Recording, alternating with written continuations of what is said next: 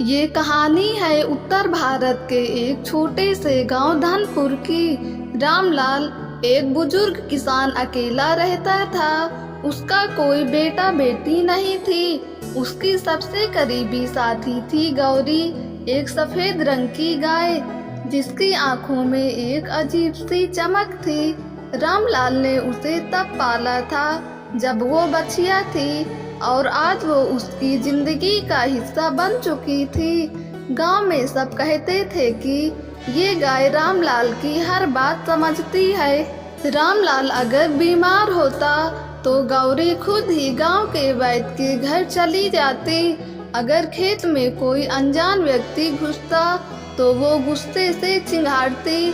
सब कहते ये तो इंसानों से भी ज्यादा समझदार है। एक दिन गांव में चोरी की घटनाएं शुरू हो गईं। रामलाल की झोपड़ी में भी रात को किसी ने घुसने की कोशिश की, लेकिन अगली सुबह लोगों ने देखा रामलाल की झोपड़ी के बाहर एक आदमी बेहोश पड़ा था और उसके चेहरे पर खरोंचों के निशान थे। पास ही गौरी खड़ी थी, खामोश, मगर उसकी सींगों पर खून लगा हुआ था। गांव वालों ने समझा कि चोर को गाय ने पकड़ा, लेकिन रामलाल की आंखों में डर था। उसने किसी को कुछ नहीं बताया। वो बस धीरे से बोला, अब वो फिर आएंगे, कौन आएंगे, ये सवाल सबके मन में था। कुछ रातों बाद गांव के मंदिर में पूजा थी। सब गांव वाले जमा हुए थे, लेकिन रामलाल और गौरी नहीं दिखे। तभी एक बच्चा दौड़ता हुआ आया और चिल्लाया, रामलाल काका की झोपड़ी से धुआं उठ रहा है। सब लोग भागे भागे पहुँचे। झोपड़ी जल रही थी, लेकिन अंदर रामलाल नहीं था और गौरी भी नहीं। पास ही एक पुरानी डायरी मिली रामलाल की। उसमें लिखा था, गौरी कोई आम गाय नहीं है, वो उस दिन से मेरी रक्षक बनी है जब मैंने उसे एक तांत्रिक की बलि से बचाया था।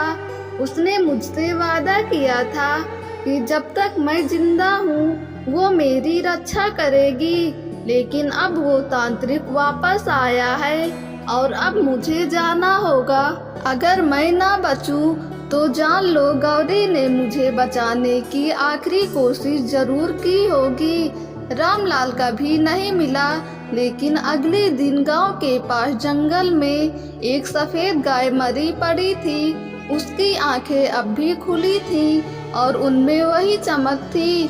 गांव वालों ने उसकी समाधि बनाई और आज भी उस जगह लोग दीपक जलाने जाते हैं। कहते हैं जो भी सच्चे मन से प्रार्थना करता है उसकी रक्षा होती है। शायद आज भी वो वफादार गाय अपने वादे पर कायम है। दोस्तों, अगर आपको ये कहानी पसंद आई हो तो हमारे YouTube चैनल को सब्सक्राइब करके बेल आइकन को क्लिक कर दें ताकि वीडियो का नोटिफिकेशन सबसे पहले आप तक पहुँचे।